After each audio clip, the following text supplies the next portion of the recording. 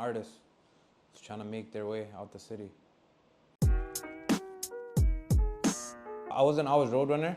I had, like when I first came onto the rap scene, I was 7-1 TPK. That's a building in my hood, right? 7-1. So one day I just woke up and I'm like, that's kind of weird. Like I don't want to like be named after a building, you know? So then I used to see like bare like trucks that said Roadrunner Logistics and shit. And I'm like, yo, that's a sick name. And then I went on Instagram and I looked it up. I'm like, nobody has this rap name in the rap game, right? So I thought it was original, so I just ended up running with it, you know? I'm Pakistani, so I'm from Pakistan. Yeah, I'm from Pakistan. It's kind of fun because you get to break the door down for a lot of other Pakistani artists that come after me. You get what I'm trying to say? So like, there's a lot of like little Pakistani kids that are trying to rap. They'll message me and shit for advice and shit, you know? So it's like, it's fun still. It's fun. It's fun, yeah. The craziest thing I experienced in Pakistan, yo, I'll be honest with you. There's a guy in my village who used to f dogs. There's a guy in my village who f dogs. And like, he got sick because of it and he ended up getting packed. It was messed up, you know? And then when I went back home in 2017, like, he had like bare diseases and shit, you know? That's not a fake story, yeah? I'm telling you guys a real deal story. So one day, I was like in the village, right? And we were walking around and like, yo, I hate to say this, but I heard like a dog like going off, you know?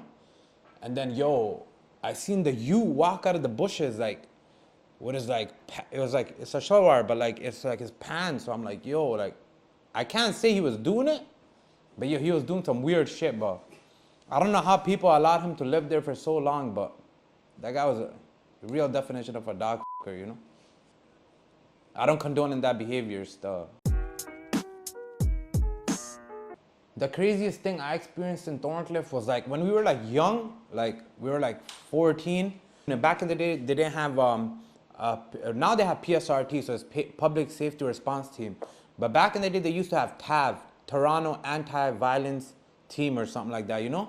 Back in the day, like, they'd come to the hood and they'd run us down for like 2 grams of weed or like a gram of weed, and we'd actually be running from them. Like, we'd like do the dash, you know? So it's like, now I grew up and I realized that like I shouldn't have even been running from them in the first place because it's like a gram of weed. So like, I feel like we were like programmed into like always thinking like, yo, if the feds come, like run. You get what I'm trying to say? So like, it was kind of weird because I look at it now, it's like, I shouldn't have been running from them for like a gram of weed, you know? Because especially because it's legal now, you get what I'm trying to say? Like years down the line, they're like, oh yeah, weed's legal. But when we were 14, like having like a couple grams on me was like considered a crime. And like, I've been in holding cells where like I had to catch bail for like a quarter or like a half ounce. So it was kind of weird, you know?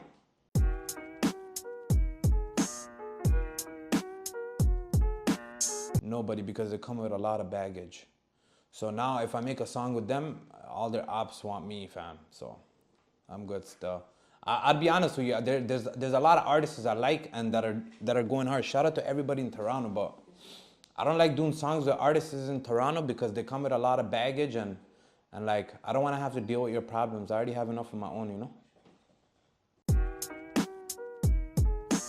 Like, nobody can do that. That's not possible. If I could though, I would definitely love to do that and like make the city come together. You get what I'm trying to say? But I don't think like, it's not only Toronto. This every city you go to, like this is the world. There's always hate, evil.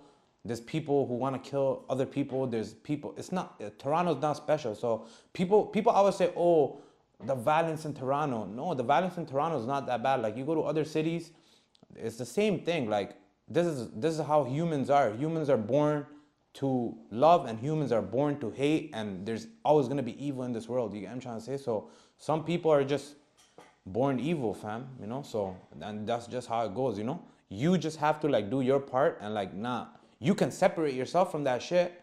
You can't stop it though. You can never stop it, you know? Actually, my first show, I did my own show at a shisha bar. Like in 2019, I just pulled up to a shisha bar, I was smoking shisha. They had a mic. I had a man, yo, come here.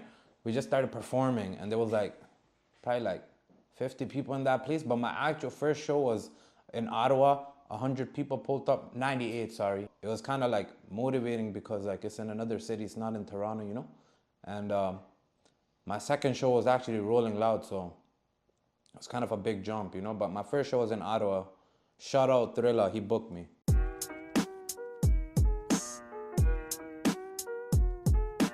Yo, so this shit started because I look Middle Eastern.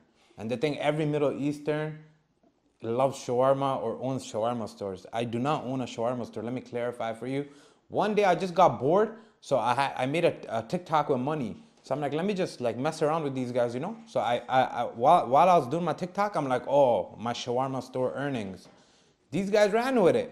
And that narrative hasn't stopped. So like everywhere I go, like people actually ask me, yo, like, I'm proud of you.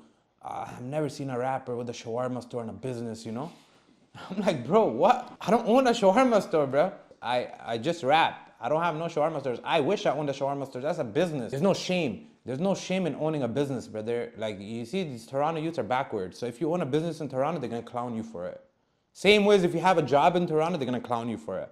Even if you're getting paid like 120 an hour and you're pulling in like 400 bands a year, they're gonna be like, oh, he works a 9 to 5. Oh, he's a waste man.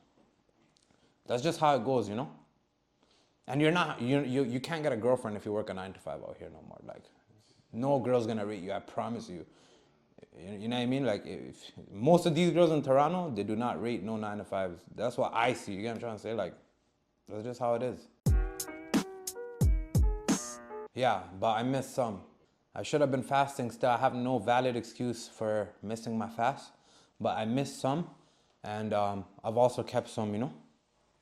I'm a hungry guy, so I get really hungry. I can't. Like, sometimes I just can't, bro. Someone else asked, do you get freaky during iftar? My brother, this is Ramadan, man. We don't get freaky. We get freaky after iftar. Like, after you break your fast, you get a little freaky, you know what I mean? You get it one tooth, but not during iftar. Iftar, you're supposed to be eating, bro. Not supposed to be, like, horny, fam. It's not the point. You're not horny. Like, you can't be horny during iftar, fam. Just eat your food. Like, you can do whatever you want after iftar. It's, like, permissible in my religion, but it's supposed to be your wife. You get what I'm trying to say? So, yeah, for sure. I'm 26 now, right? So, probably soon. I want to get married, you know? I want to get married for sure. I like the whole idea of having a family and having kids and like living with your family and like providing for your kids and providing for your wife. Like, that's what I come from, you know? My dad took care of my mom his whole life. So like, I feel like I have to carry on with those practices, you know?